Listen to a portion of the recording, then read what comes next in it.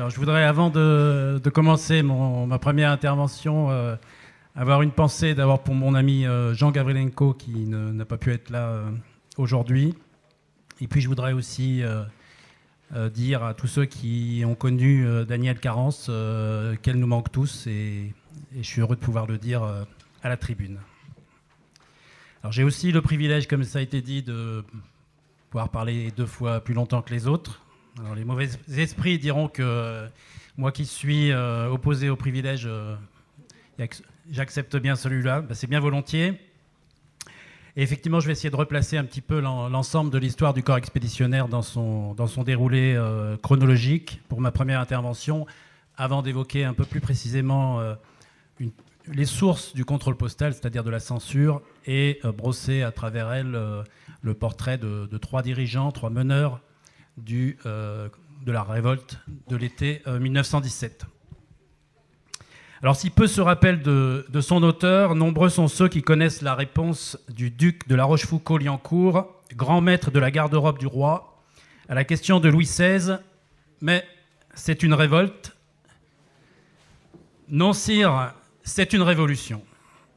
Un témoin tout aussi avisé, observant 1 an plus tard les mouvements parmi les troupes russes combattant en France depuis leur arrivée au printemps 1916, aurait pu faire la même réponse à la question. Mais c'est une mutinerie.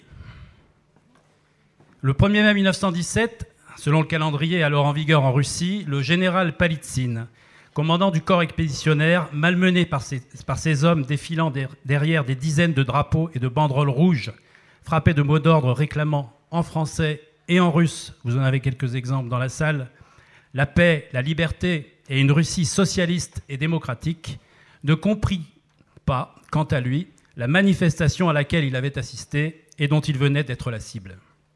Et pourtant, c'est bien la Révolution, dont les premiers coups avaient été portés à Pétrograd, à plusieurs milliers de kilomètres des tranchées de Champagne, qui accomplissait son œuvre.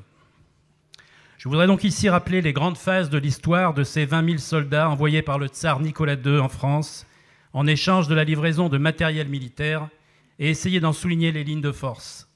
Mon propos est de la replacer dans le cadre plus large des transformations alors en œuvre dans l'armée et dans la société russe tout entière, qui a déjà été évoquée ce matin notamment par Jean-Jacques Marie. Alors pour paraphraser la phrase d'un historien britannique, ce n'est pas l'unique qui intéresse l'historien, mais ce qui est général dans l'unique.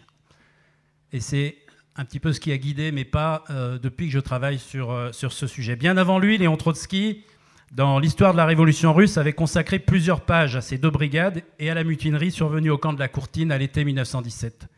Il écrivait « Les soldats russes avaient apporté une terrible contagion à travers les mers, dans leurs musettes de toile, dans les plis de leurs capotes et dans le secret de leurs âmes.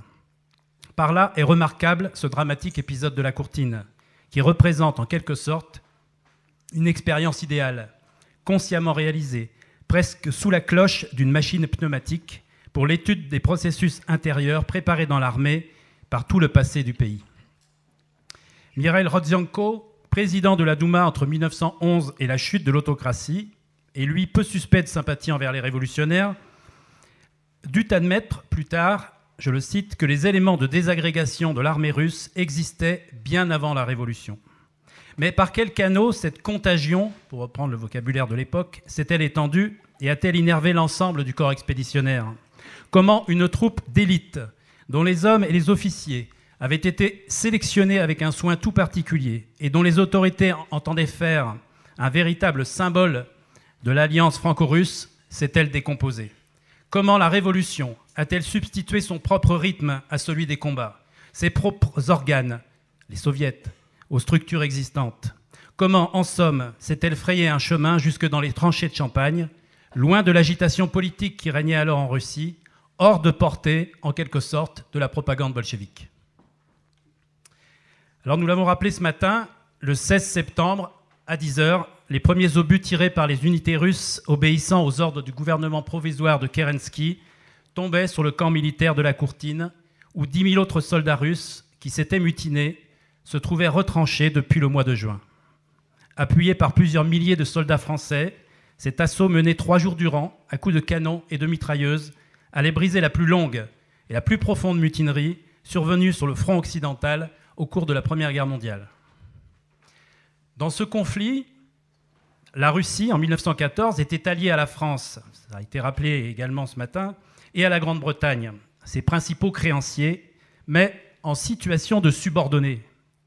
À l'été 1914, elle avait lancé sous leur pression une offensive contre l'Allemagne et l'Autriche-Hongrie, alors que sa mobilisation était à peine engagée et ses armées sous-équipées. En décembre 1915, la France imposa, en échange de quelques caisses de matériel militaire, que la Russie la laisse prélever dans son supposé réservoir humain inépuisable, c'est les termes de l'époque, des troupes destinées à servir sur le front français et auprès de l'armée d'Orient. C'est ainsi que 2 brigades, la première et la troisième, soit environ 20 000 hommes, furent envoyés en France à partir de février 1916 et 2 autres à Salonique. La presse française, soumise au pouvoir et souvent alimentée par les fonds secrets de l'Empire russe, présenta ces unités commandées par des chefs issus de la haute noblesse et dévoués au tsar et à son régime comme des troupes d'élite, exemplaires, obéissantes, pétries par la foi et que rien ne viendra ébranler. D'abord, bien sûr, en raison de sa durée, plus de 2 mois, et même davantage, si l'on considère que la troupe avait déjà échappé en grande partie à son commandement dès le mois de mai 1917, et en raison aussi de la profondeur de cette mutinerie.